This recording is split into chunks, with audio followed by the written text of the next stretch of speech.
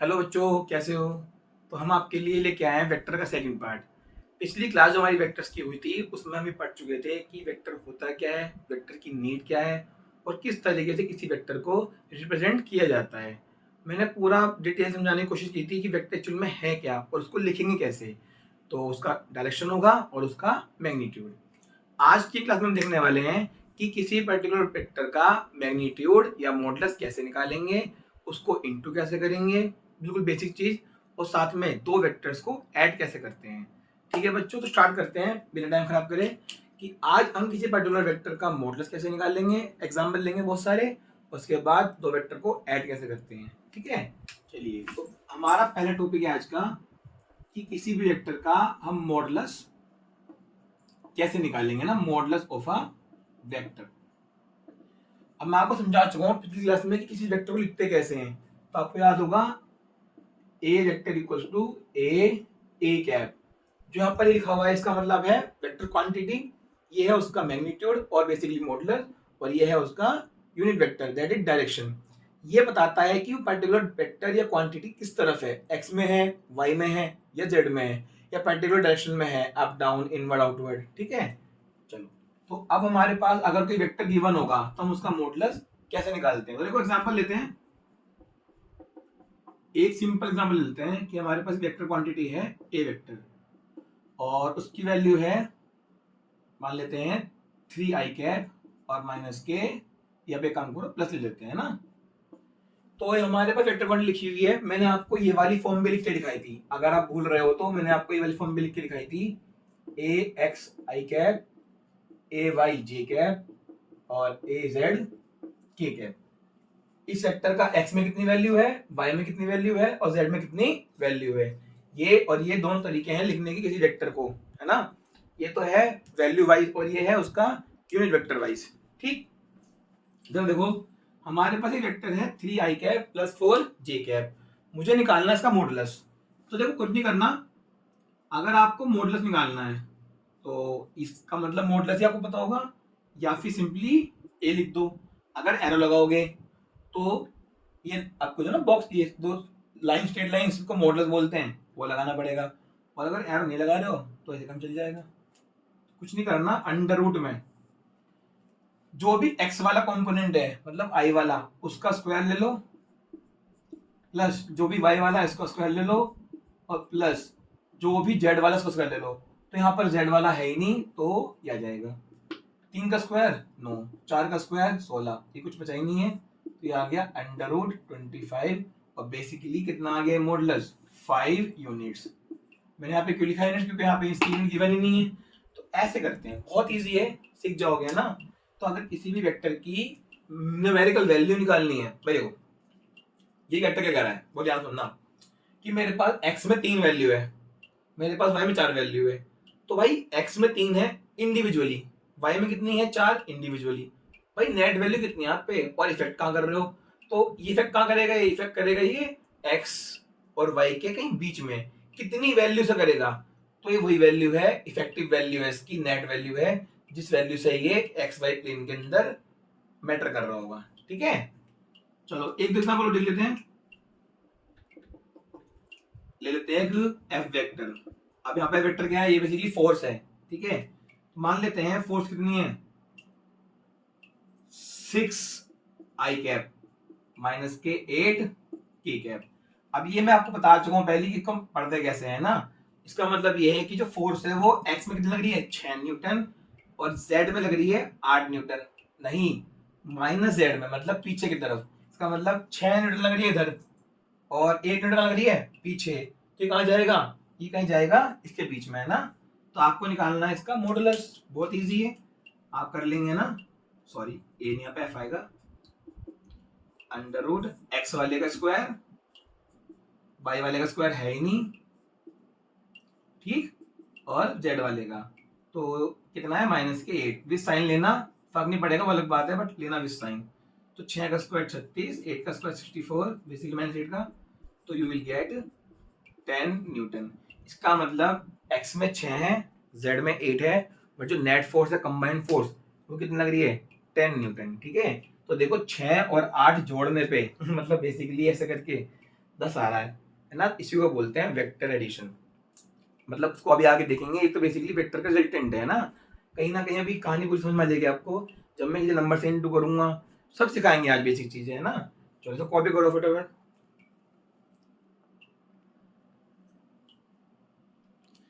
चलो भाई अभी देखो इसको तो देख लिया हमने, है ना। ये तो हमारा हो गया। अब हम निकालेंगे कि यार हमारे पास अगर कोई वेक्टर हो और हमारे पास उसका मॉडुलस भी आ जाए तो क्या मैं उस पर्टिकुलर वेक्टर का डायरेक्शन निकाल सकता हूँ। बिल्कुल निकाल सकते हैं। बहुत ध्यान से देखना। देखो ये फॉर्मूला काम का है जो यहाँ पे लिखा हुआ है, ठीक है। तो एक क्वेश्चन लेते हैं, बेसिकली एग्जांपल ये ले लेते हैं जो अभी हमने यहाँ निकाला ना। कितना था फोर्स? फोर्स था हमारा 6 आई कैप माइनस के 8 की कैप न्यूटन। तो मुझे निकालना है, इसका बोला गया है, मतलब आपको निकालना नहीं होगा बेसिकली। हम तो बेसिक देख रहे हैं कि कहाँ का प्रॉब्लम हो सकती है, चीजें कैसे काम कर रही है वेक्टर में, है ना। तो अगर मैं आपसे पूछूं एफ का मॉडुलस तो वो कितना हो जाएगा? अभी तो निकाला था 10 न्यूटन आ गया था, ठीक है। अब मुझे कहा गया कि भाई हमें निकालना है इसका यूनिट वेक्टर। सर कैसे निकलेगा? यार देखो ध्यान से फॉर्मूले को। ए वेक्टर इक्वल्स टू ए का मॉडुलस इनटू ए कैप। जब मेरे को ए वेक्टर पता है, मुझे उसका मॉडुलस पता है, तो ये निकलने का नहीं है, निकल तो गया। तो ये हो जाएगा हमारा F vector upon F vector का मॉडुलस। इसको अपॉन मिले कुछ नहीं करेगा ना। कितना है? 6 आई कैप माइनस के 8 के कैप। इसकी वैल्यू पुट कर दी और नीचे इसकी 10 आ गया। तो ये हमारा आ गया। अगर सब डिवाइड मारोगे तो 3/5 आई कैप माइनस 4/5 के cap and this is your unit vector. अब मैं आपको एक बहुत बढ़िया कमाल चीज दिखाने वाला हूँ, ठीक है। आपको याद होगा जब मैंने लास्ट क्लास में आपको बताया था कि व्हाट इज यूनिट वेक्टर, तो वो जो पर्टिकुलर डायरेक्शन बताए और खुद का वैल्यू 1 हो, मतलब खुद की वैल्यू 1 हो, बस केवल डायरेक्शन बताने के काम आए। सर इसकी वैल्यू 1 कैसे प्रूव कर दोगे? ये तो कहीं से 1 नहीं बैठने का। चलो भाई चेक करते हैं, प्रूफ लेते हैं। प्रूफ कि क्या इस दुनिया में किसी भी यूनिट वेक्टर का, क्या इस दुनिया में प्रेजेंट होने वाले किसी भी यूनिट वेक्टर का मॉडुलस बनाता है? बिल्कुल आता है। वैल्यू मतलब होता है मॉडुलस। तो एक काम करते हैं, यहाँ पर ए कैप के निकाल देते हैं मॉडुलस। ए कैप निकाला ना, अरे भाई ए कैप मतलब एफ कैप, ठीक है। एफ कैप निकाल के आया हूं मैं, इसका मॉडुलस निकालते हैं। मॉडुलस निकालने का फंडा वही है, एक्स वाले के साथ जो है इसका स्क्वायर, जो जे वाले के साथ है कुछ है ही नहीं, और जो के वाले के साथ है कितना है? माइनस के 4/5 का होल स्क्वायर। तो 3/5 का क्या आएगा? 9/25। इसका 0 आ गया, इसका जाएगा 16/25 रूट में। तो रूट में आ गया हमारा ये 25/25 कट के आ गया 1। क्या आया यहाँ पर? Unit. And this is a unit vector जिसका मॉडुलस 1 आए, that is called a unit vector. देखो सब काम करता है, फिजिक्स ऑलवेज वर्क्स, है ना। ये सब चीजें काम करेंगी, आप नोट करो। अब मैंने आपको एग्जांपल लेके दिखा दिया है केवल एक इंट्रोडक्शन के लिए। आपको कहीं निकालना नहीं होगा, बट पता होना चाहिए चीजें कैसे काम कर रही है ना, जिससे कि आपको अपना इलेक्ट्रोस्टैटिक्स में या मैग्नेटिक में कहीं भी दिक्कत ना हो। या अगर बच्चा 11 का देख रहा हो तो वो इससे कर लेगा, ठीक है। चलो वो भी करो फटाफट। अब चलते हैं पर्टिकुलर किसी भी वेक्टर को अगर हम किसी नंबर से इंटू कर दें। वैसे तो जो असली मल्टीप्लिकेशन है वो हम आगे देखेंगे, बट अभी हम देखने वाले हैं सिंपल मल्टीप्लिकेशन, कि किसी वेक्टर को अगर हम सिंपल नंबर से कर देंगे तो क्या कहानी बनेगी, ना। ध्यान से देखना बेटा। अगर आपको आता है, जो भी ये लगातार मेरी वीडियोस फॉलो करेंगे 12th में इंप्रूवमेंट करने के लिए, अगर ये आपको आता है ना तो इसको निकल जाना, और जरूरत भी नहीं देखने की अगर आपको आता है तो, है ना। No need to waste your time, ठीक है। चलो भाई अब ध्यान से देखना, ये छोटा सा कॉन्सेप्ट है।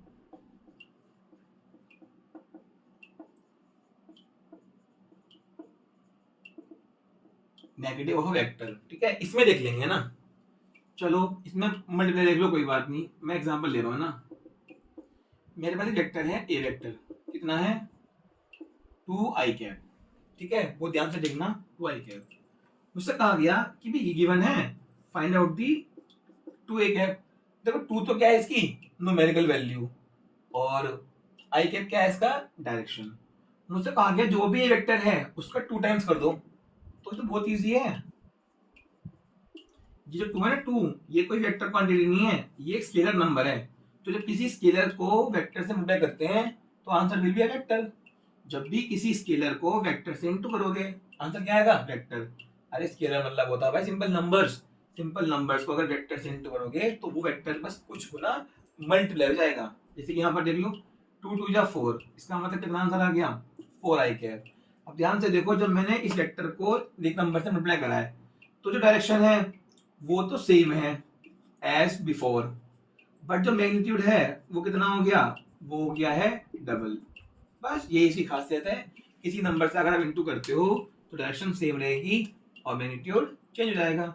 गलत। अगला एग्जांपल देखो, अगर मुझसे कहा गया -के 2a वेक्टर, ठीक है, -के 2a वेक्टर, तो सर अब कैसा करेंगे? -2 तो लिखना ही है, a वेक्टर कितना है? 2i कैप, हो जाएगा -के 4i कैप। इस बार ध्यान से देखो, डायरेक्शन पलट चुकी है और मैग्नीट्यूड भी चेंज हो गया है। इसका मतलब अगर किसी वेक्टर को डायरेक्शन वाइज चेंज करना है तो उसको माइनस से इंटू करोगे तो वो चेंज हो जाएगा। और बेसिकली यहाँ पे मैंने क्या लिख रखा है? Negative of a vector. बहुत ध्यान से देखना, अगर कोई वेक्टर इधर है, मैंने एग्जांपल ले लिया ये वाला ही, ये कोई वेक्टर इधर है ए वेक्टर, तो मुझसे कहा गया फाइंड दी -2a। तो देखो जो इसकी लेंथ है, जो इसकी लेंथ है ये तो बताएगा मैग्नीट्यूड, और जो उसका एरो क्या बताएगा? डायरेक्शन। तो ये तो लिखा हुआ है ए वेक्टर, तो अगर मैं इसको यहाँ पे दिखाऊं 2a को, तो वो भी 2a, ये रहा आपका 2a वेक्टर। देखो वैल्यू डबल हो गई, लेंथ क्या शो करती है? मैग्नीट्यूड। सिंबल वाइज है ना, और डायरेक्शन अब भी सेम ही है।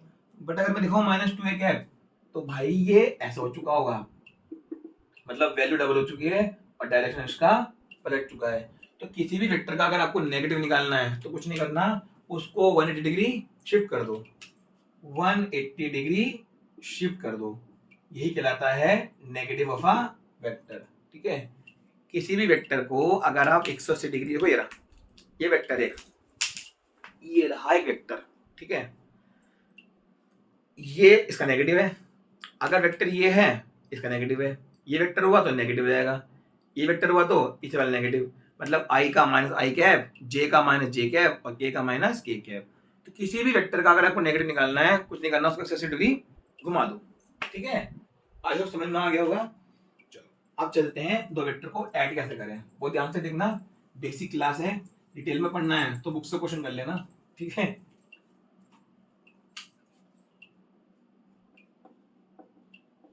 बता मैं आपको सब दूंगा, बट हम जो ना थोड़ा सा अपने टाइम को यूटिलाइज करते हुए चीजें देखेंगे।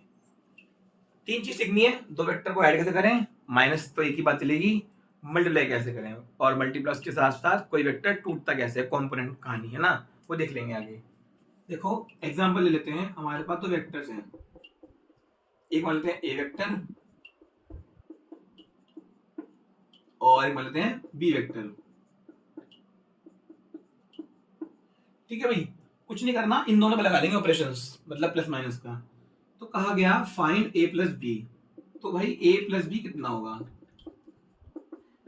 यहाँ पे अभी कोई ट्रायंगल लो या पैरेलल लो लगने का नहीं है, क्योंकि यहाँ पर वेक्टर का हमें गिवन है i j k में।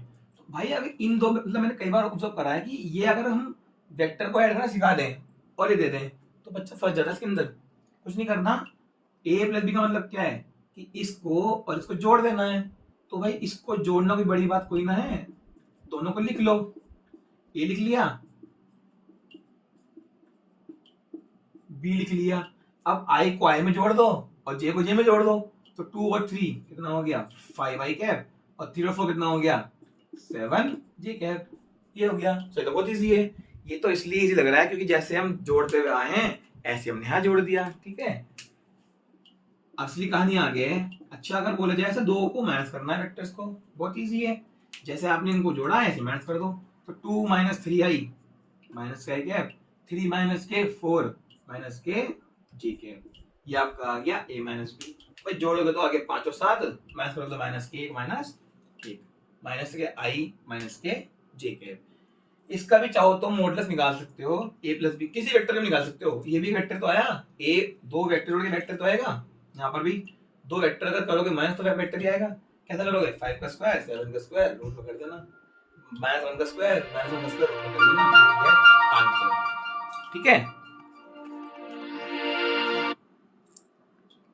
चलो भाई आगे चलते हैं। अब ये तो बिल्कुल बच्चों वाली कहानी है कि दो वेक्टर्स को ऐड कैसे करते हैं। ठीक है, हमें सीखनी है मेन वो प्रॉब्लम जो हमारे काम की है क्लास 12th में या बेसिकली 11th में भी काफी क्वेश्चन आते हैं बच्चों के लिए। ठीक है, अगर vector as it is given नहीं हुए तो वेक्टर्स को ऐड कैसे सीखोगे, करोगे, है ना। अब देखो इसमें होता क्या है, कुछ बेसिक्स होते हैं तो वो एक बार आप पहले सीख लो दो वेक्टर्स को ऐड करने के लिए, है ना। तो पहला बेसिक क्या है, डायरेक्शन सेंस। ठीक है, ये मैं शॉर्ट में डाल चुका हूँ, अगर कोई बच्चा फॉलो कर रहा है तो मैं शॉर्ट में डाल चुका हूँ कि डायरेक्शन सेंस क्या होती है। ठीक है, तो फिर भी नहीं देखा है तो मैं एक बार शॉर्ट में समझा देता हूँ। North, south, east, west. हमें कहा गया कि पर्टिकुलर नॉर्थ में है, north area, south area, east area, west era.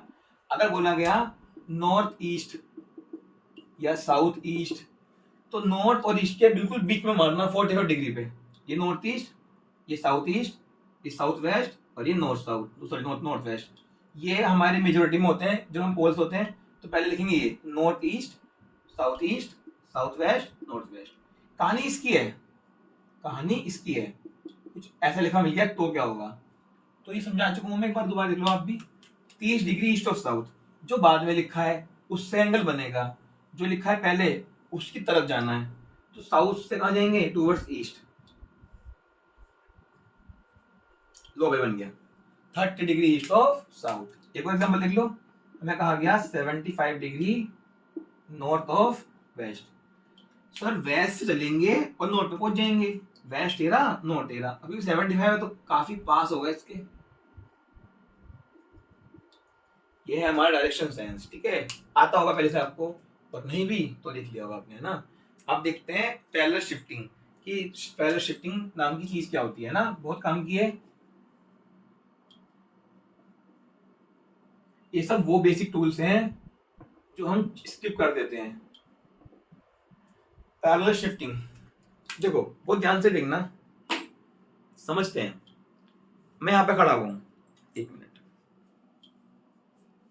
चलिए चलो। मैं यहाँ पे खड़ा हुआ हूँ, ये मेरा वेक्टर है, ये क्या है, वेक्टर का एरो है। कहाँ है मेरा वेक्टर, सामने की तरफ। वैल्यू कुछ ना कुछ होगी, डायरेक्शन क्या है ये, तो मैं कहूँगा यार मैं थोड़ा सा इधर शिफ्ट हो जाऊँ पैरेलली, मतलब इसको बिना डायरेक्शन मोड़े। तो अब भी ये इस तरफ ही जा रहा है और वैल्यू भी सेम ही है, इसी को बोलते हैं पैरेलल शिफ्टिंग। ठीक है, मैं आपको दिखाता हूँ यहाँ पर, है ना। मान लेते हैं एक वेक्टर है ए वेक्टर, कितना है, इसकी वैल्यू 4 है। डायरेक्शन कहाँ है, आई में है, दिख रहा होगा आपको, है ना, एक्स में है ना।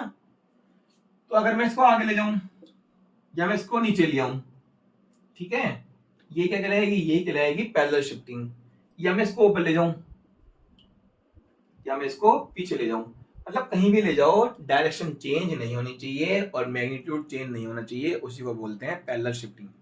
ये रहा भाई, इसको ऐसे कर लो, कहीं पर भी ऐसे कर लो, आगे कर लो या पीछे कर लो। नीड क्या होगी, नीड देखना अगले लॉजिक में। ठीक है, ये अगले कॉन्सेप्ट में, एंगल बिटवीन टू वेक्टर्स, बहुत ध्यान से देखना। ये भी गलत, मतलब मैं क्या कहूँ कि बेसिक्स है ना वेक्टर का, वो इतना खराब होता है काफी बच्चों का कि दो वेक्टर के बीच का एंगल भी नहीं निकाल पाते। मतलब बेसिक पीछे रह गया, 11 में कमजोर, किसी ने बताया नहीं, खुद ने भी पढ़ा, कई हो सकते हैं कारण। तो एंगल नापता है हमेशा टेल टू टेल, और कह सकते हो आप हेड टू हेड।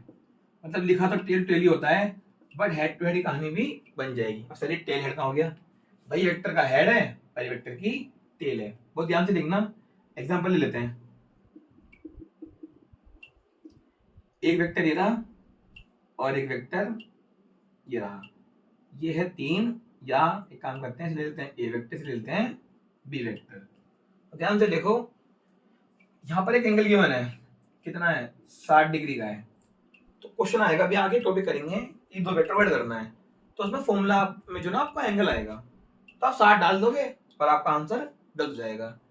क्योंकि एंगल जब माना जाएगा दो वेक्टर के बीच का जब वो टेल से टेल जुड़े हुए हों या हेड से हेड। यहाँ तो ए वेक्टर की हेड, बी वेक्टर की टेल जुड़ा हुआ है, गलत है बिल्कुल। जो एंगल दे रखा है वो एंगल काम का नहीं है। तो क्या करोगे इसको बेटा, इसको कर दोगे पैरेलल शिफ्टिंग। तो ए वाले को क्या करो, पहुंचा दिया भाई ए को आगे। अब ध्यान से देखो, ये काम करनी है, ये अब काम का नहीं है, काम का ये है, ठीक है। तो ए वेक्टर ले रहा टेल से, बी वेक्टर ले रहा टेल से, तो ये वाला एंगल है डिजायर्ड एंगल, ये रिक्वायर्ड एंगल। ये पूरा लीनियर पेयर है, तो 180 में से 60 के कितना बचा, 120। तो अगर टेल टू टेल या हेड टू हेड गिवन ना होगा तो आप क्या करना, उसको 180 में से माइनस कर लेना, then you will get the answer. और ध्यान रखना ये भी बात जरूरी है कि एंगल वो होगा छोटा होगा, दो वेक्टर्स के बीच का एंगल हमेशा लेते हैं छोटा, और टेल टू टेल या हेड टू हेड में, ठीक है। अगर मैं एग्जांपल आपको एक और दे दूं क्लियर करने के लिए,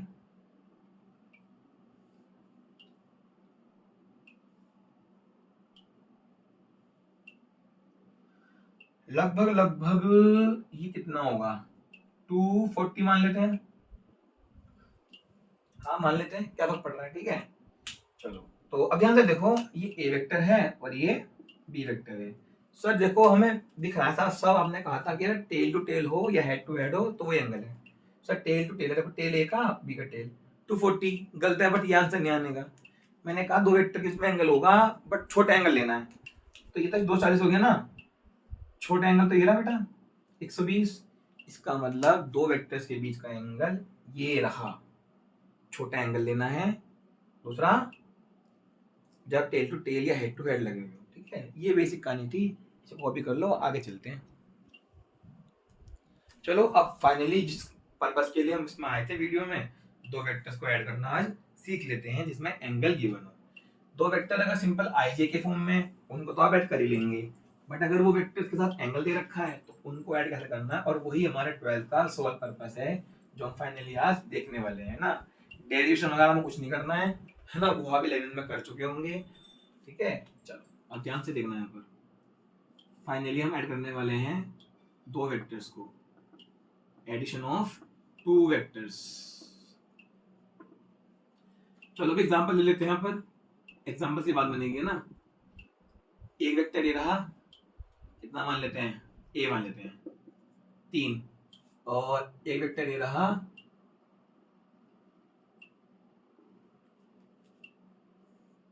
एक काम करते हैं फोर्स लेते हैं, फोर्स 3 न्यूटन F1, और F2 कितना है 4 न्यूटन, और कितना एंगल है बीच में इनके 60 डिग्री मान लेते हैं, ठीक है।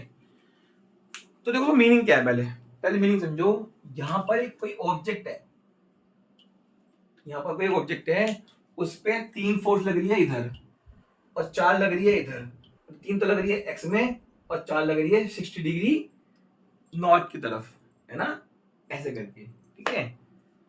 इसका मतलब जो नेट फोर्स है वो लगेगी इनके बीच में से, वही तो निकालनी है। एक चीज नोट कर लेना कि अगर ये टेल टू टेल लगे हुए हों तो वही एंगल काम का है, अभी बताया था ना बेटा। तो टेल टू टेल इसका मतलब जो एंगल है वही हमारे काम का है। तो इन दो वेक्टर्स को ऐड कैसे करेंगे, ध्यान से देखना। लिखने का तरीका अब भी वही है, जब दो वेक्टर को ऐड करते हो तो उसको a प्लस बी ही बोलते हो, A vector plus B vector का addition, and that is vector addition. और जो उनका नेट निकल के आता है उसको बोलते हैं आर मतलब रिजल्टेंट, ठीक है भाई। आर मतलब होता है रिजल्टेंट, मतलब दोनों को जोड़ के जो आंसर आ रहा है दैट इज कॉल्ड रिजल्टेंट, या माइनस करके आ जाए। अब जो ये आर वेक्टर है, इस आर वेक्टर के पास एक तो होगा मैग्नीट्यूड, बिल्कुल ठीक, और एक होगा डायरेक्शन, सब बेसिक पढ़ते जा रहे हैं, ठीक है। तो एक तो निकालना है इसका मॉडुलस वेक्टर का, और एक निकालना डायरेक्शन। दोनों चीज अगर मेरे पास किसी वेक्टर की आ गई तो इसका मतलब क्या आ गया, मेरे पास वो वेक्टर पूरा आ गया, ठीक है। चलो इस पर लगा देते हैं, अप्लाई कर देते हैं। अब बेटा फॉर्मूला कहाँ से आया वो आपको याद नहीं करना है, सीखना तो 11th में बुक से जाकर सीख लेना। हमारा पर्पस क्या है मेन, कि वहां तक पहुंचे कैसे, ठीक है। तो देखो अगर हमें दो वेक्टर्स का ऐड करना है और उस दो वेक्टर्स की वैल्यू गिवन हो और एंगल गिवन हो, तो फॉर्मूला हो जाएगा under root A square B square 2ab cos theta. और अगर डायरेक्शन निकालनी है तो हो जाएगा b साइन थीटा अपॉन में a plus B cos theta. बस ये दो चीजें याद रखनी है और कहानी बन जाएगी। ये तो आपको देगी मॉडुलस, ये आपको देगी बेसिकली मैग्नीट्यूड, और ये आपको देगा डायरेक्शन। सर वो तो कैप था। अरे डायरेक्शन मतलब होता है एंगल भी हो सकता है डायरेक्शन मतलब बेटा, ठीक है, कैप नहीं लगा चढ़ जाएंगे, ठीक है। इधर देखो सर, ये भी कहां से आ गया, अगर कोई ए वेक्टर इधर है और बी वेक्टर इधर है और बीच में कितना एंगल है, थीटा। बहुत ध्यान से देखना भाई, ये काम की चीज है। एक वेक्टर इधर एक वेक्टर इधर, तो भाई इनका नेट कहाँ जाएगा, डिपेंड करेगा किसकी वैल्यू ज्यादा है। अगर ए स्ट्रॉन्ग हुआ तो अपनी साइड खींच लेगा, बी हुआ तो अपनी साइड, और सेम वैल्यू हुई तो बिल्कुल मिड में से जाएगा, ठीक है। बट जाएगा कहीं यहां से, ये है बेटा ए वेक्टर इधर बी इधर, और नेट कहां से, नेट कहीं इसके बीच में से, ठीक है। तो जो आर है वो ये रहा, कोई भी निकाल लेगा, बहुत इजी है। ये अल्फा क्या है, अल्फा कहां से आ गया, रिजल्टेंट का एंगल बेस से। और अगर मैं पूछूं कितना हो जाएगा, तो भाई थीटा पूरा है, ये अल्फा कितना बच गया, थीटा माइनस अल्फा। पूछेंगे नहीं कभी आपसे, बट पता होना चाहिए ना। तो हमेशा नेट का आंसर निकालते हैं बेस से, ठीक है, या जिससे भी निकाल रहे हो वो हो जाएगा ए, और जो दूसरे वाला है वो बी। अगर मैं इसी को निकालता इससे, तो यहाँ पर वैल्यू पलट जाती, यहाँ पर आता ए, यहाँ पर बी, यहाँ पर ए। अभी क्वेश्चन कर लेते हैं, है ना।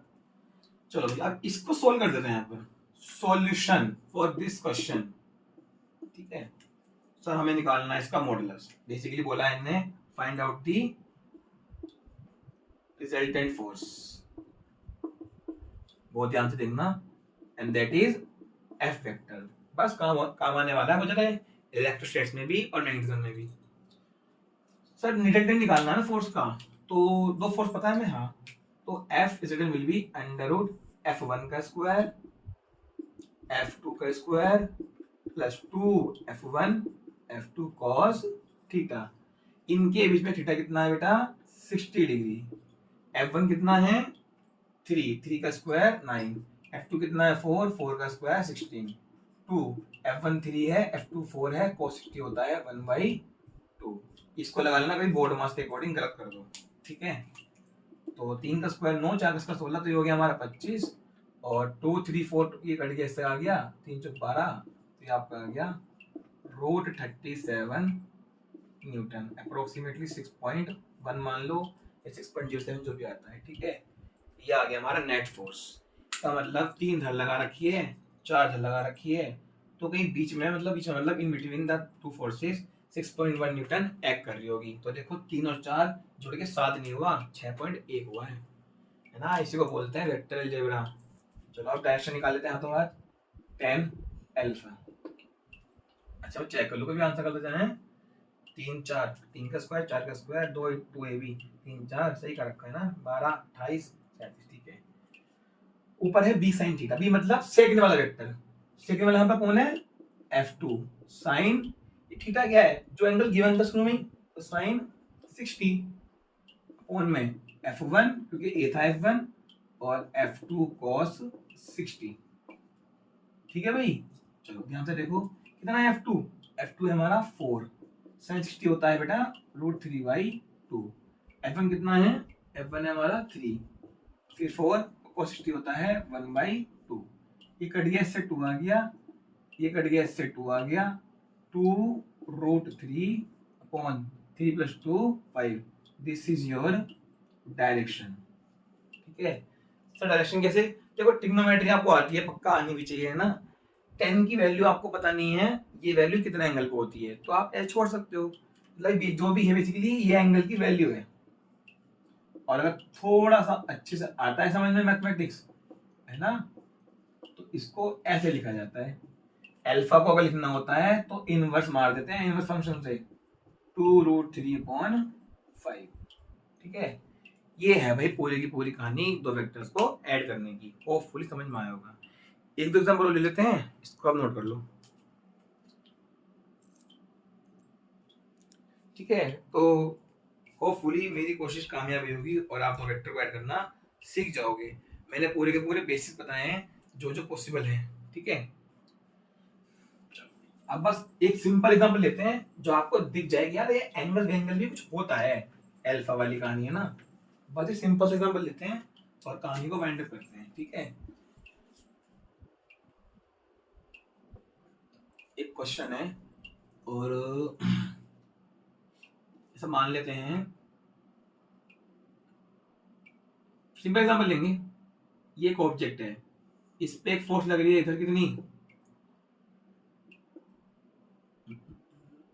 10 न्यूटन, और इधर लग रही है F2 दैट इज 10 न्यूटन।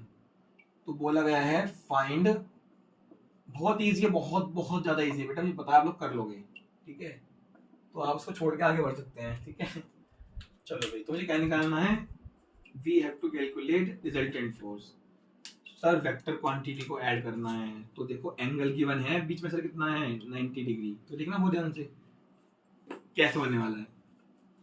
पहले निकालेंगे modulus, that is F equals to, अब मैं डायरेक्ट फॉर्मूला लगा डायरेक्ट कर रहा हूँ ना, F1 का स्क्वायर F2 का स्क्वायर 2 F1 F2 और cos 90, ठीक है बेटा। 10 का स्क्वायर तो लिख सकते हैं इसको 2 टाइम्स 10 का स्क्वायर, और ये cos 90 जीरो होता है, तो ये हो गया हमारा जीरो, तो ये खत्म ही हो गया है ना, तो स्क्वायर बाहर निकल जाएगा, तो आपका आंसर आ गया 10√2 न्यूटन। लो भाई, आपकी नेट फोर्स आ गई, इसी को बोलते हैं रिजल्टेंट, ठीक। आप सर एंगल निकालते हैं, एंगल वही है F2 साइन थीटा। F2 कितना है सर, दोनों एक ही है, कुछ भी ले लो, F2 साइन थीटा कोण में F1 plus F2 cos theta, 10 sign 90 होता है 1, 10 प्लस 10 कोस 90 होता है 0, तो ये टर्म खत्म हो गई, 10/10, ये आ गया आपका 1। सर 1 तो हमें पता है क्या होता है 10 अल्फा कितना आ गया 1, इसका मतलब ये होता है कि 1 वैल्यू किस एंगल पे होती है, तो अल्फा आंसर आपका आ गया 45 डिग्री। इसका मतलब अगर मैं इसका आंसर दिखाऊं जो मैंने यहाँ पर बनाया है, अगर मैं उसको यहाँ पर शो कर दूं, ये सोल्व करा है मैंने इसको, तो इसके बीच में से